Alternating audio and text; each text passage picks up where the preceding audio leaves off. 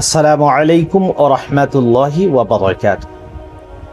প্রিয় দর্শক মণ্ডলী, আপনারা কি কখনো ভেবে দেখেছেন যখন এই পৃথিবীতে একজন মানুষও ছিল না, তখন এই পৃথিবীতে কি ছিল? কে বাস করতো এই পৃথিবীতে? আর কিভাবে শুরু হলো মানুষ নামের এই জাতির ইতিহাস? আল্লাহ তাবারক ওয়া তাআলা পৃথিবীর প্রথম মানুষকে কি দিয়ে সৃষ্টি করেছিলেন?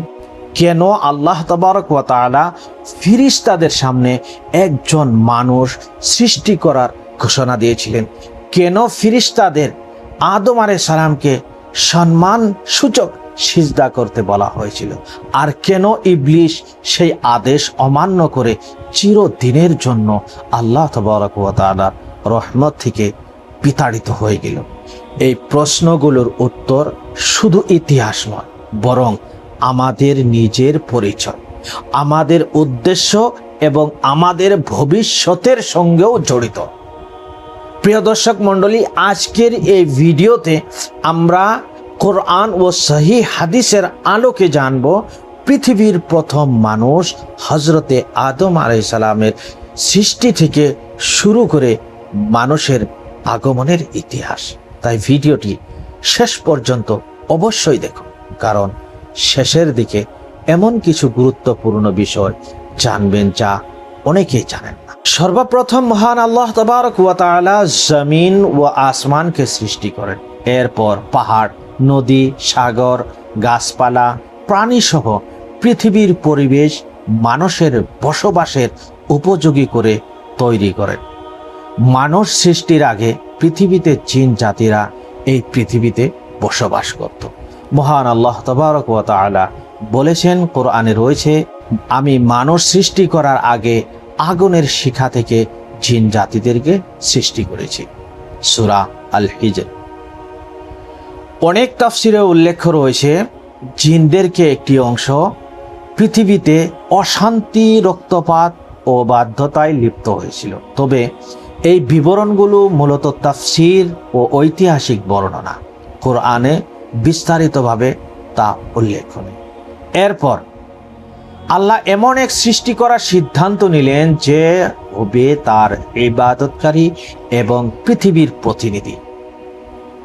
আল্লাহ রাব্বুল আলামিন বললেন, আমি পৃথিবীতে একজন প্রতিনিধি খলিফা সৃষ্টি করতে যাচ্ছি। সূরা আল বাকারা। ফেরেশতারা বললেন, হে আল্লাহ, আপনি এমন কাউকে সৃষ্টি করবেন না যে পৃথিবীতে অশান্তি সৃষ্টি করবে এবং রক্তপাত করবে। প্রিয় দর্শক মণ্ডলী, এখানে একটি কথা আমি আপনাদেরকে বলে দিই।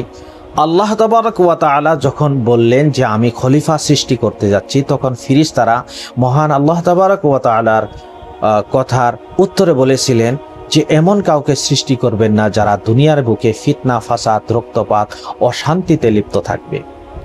এর কথার দ্বারা এটা বোঝায় না যে ফেরেশতারা আল্লাহ তাবারক ওয়া তাআলার উদ্দেশ্যের বিরোধিতা করেছিলেন, বরং আল্লাহ তাআলার হিকমত তারা জানতে চেয়েছিল। কিন্তু তার উত্তরে আমার আল্লাহ তাবারক ওয়া তাআলা বললেন, আমি এমন কিছু জানি যা তোমরা জানো না।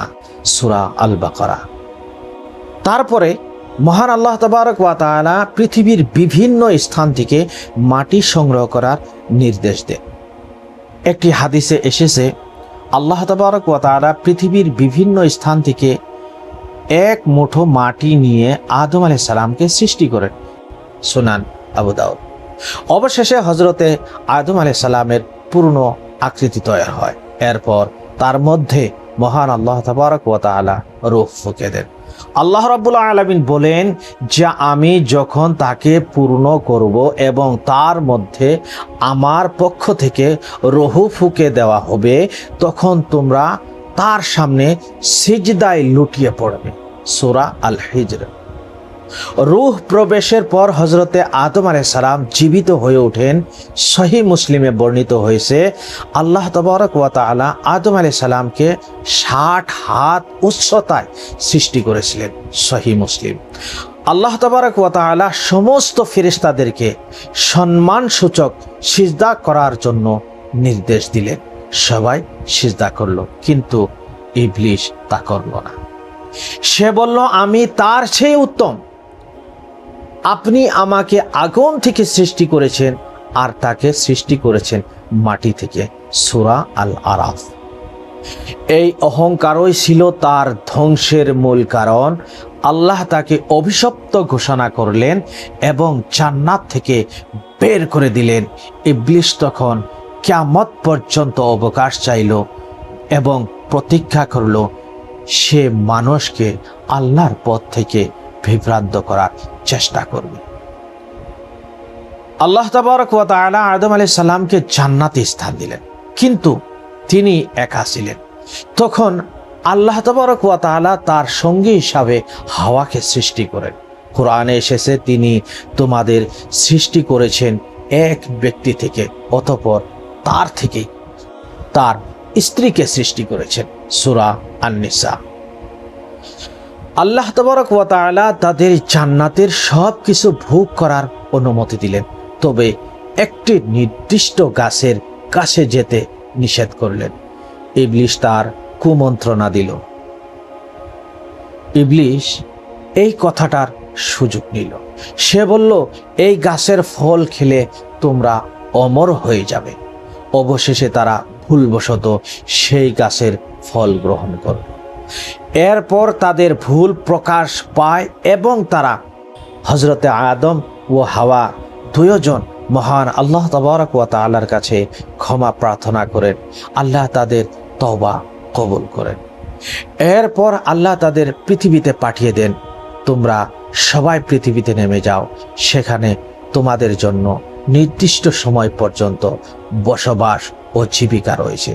সূরা আল বাকারা। পৃথিবীতে এসে হযরতে আদম ছিলেন প্রথম নবী। আল্লাহ তাকে বিভিন্ন বস্তুর নাম শিক্ষা দেন এবং মানব জাতিকে সৎ পথের শিক্ষা দেন। হাদিসে এসেছে, হযরতে আদম আলাইহিস সালামের সন্তানদের মধ্যে পৃথিবীতে মানব জাতির বিস্তার ঘটে। মানুষের মূল পরিচয় এক, আমরা সবাই আদম ও হাওয়ার সন্তান।